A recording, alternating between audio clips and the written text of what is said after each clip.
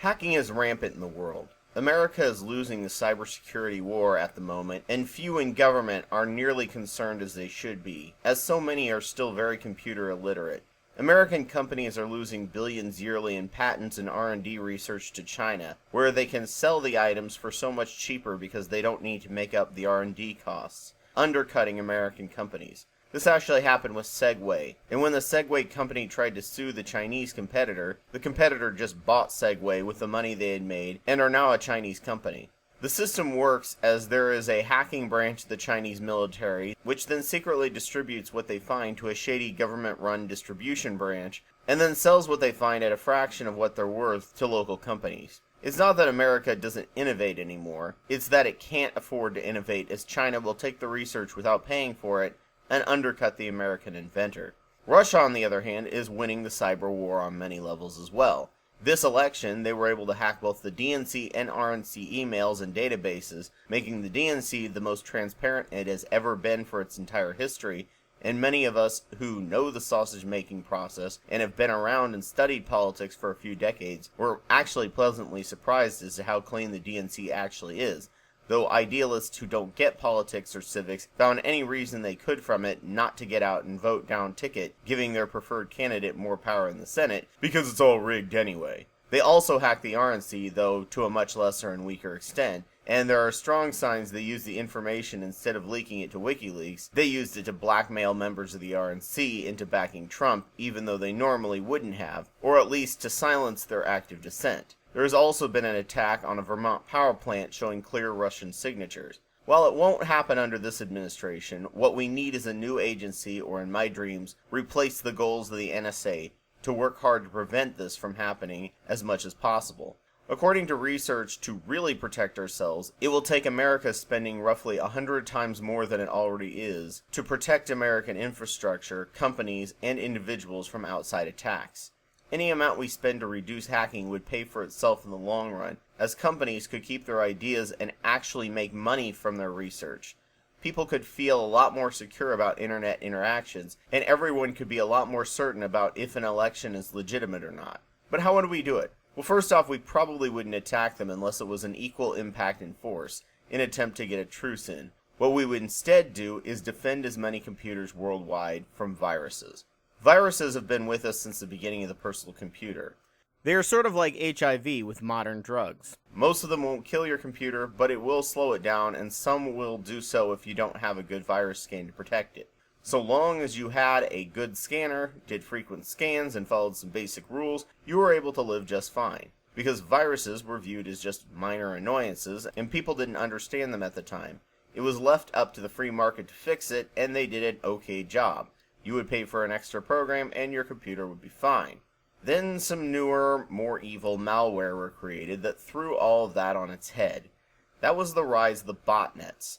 A botnet is a network system of small files within a distribution of many computers that one person can command these computers to do things, often using just the free memory or processor speed. If you donate your spare processor speed to scientists, they are most likely using something like this. However, the majority of botnets are neither altruistic nor voluntary. Most are gained through malware of unsuspecting people, either through spam or torrenting, or other means using viruses. Once infected, your computer or device becomes a zombie computer that will often use just enough of your memory and processor speed that it's inconvenienced, but not enough that you will notice. They will also get to use your ISP number, which in and of itself is very useful. There are hackers who do nothing but this. They will spread software and viruses, a lot of them in Russia and the Russian mob, and build an army of zombie computers and ISPs. Then they will sell that army to be mercenaries to people and groups with agendas. After this, the botnets can use its multiple ISPs and processing power to hack 8-digit passwords, by each ISP trying a different combination of characters at random and finding its way in. It's why the concept of the passphrase is becoming more and more important, and special characters, numbers and uppercase, only stop individual hackers without botnets. With each added letter to the passphrase, that is an exponential number of attempts needed to hack you, to the point that even a botnet can't get in. Botnets can also be used to crash websites where all the ISPs access the site at the same time. The site can't process all that memory and crashes, which can severely disrupt commerce. With the increase of the Internet of Things, internet-connected items have ISPs that are easily abused, and to keep them cheap, have zero security and are very susceptible to botnet viruses. Ransomware is another malware that's rising more and more, and if just one person puts it on a company computer because of the high level of computer illiteracy or just laziness, it will lock the computer with an encrypted password, then demand money to unlock it. It's possible to decrypt things, but usually doing so is ridiculously expensive. The ransomer will offer to give the password based on a cost that's less than de-encryption, but also proportional to the probability that the information is valuable. So how do we fix this? Well, the best thing to do is kill the botnets at its source. That is, the individual computers.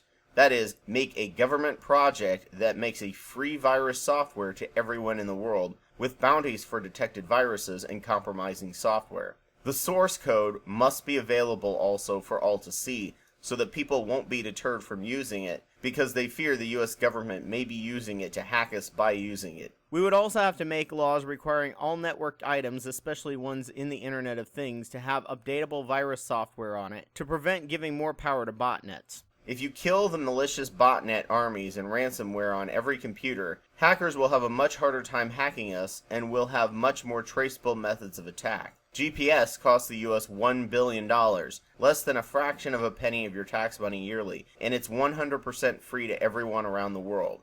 An open code virus software with bounties would cost a tiny fraction of the 445 billion lost yearly worldwide, but that would require lawmakers to take this seriously and businesses to also pressure their lawmakers to do the same, as every company loses about $15 million a year in hacking.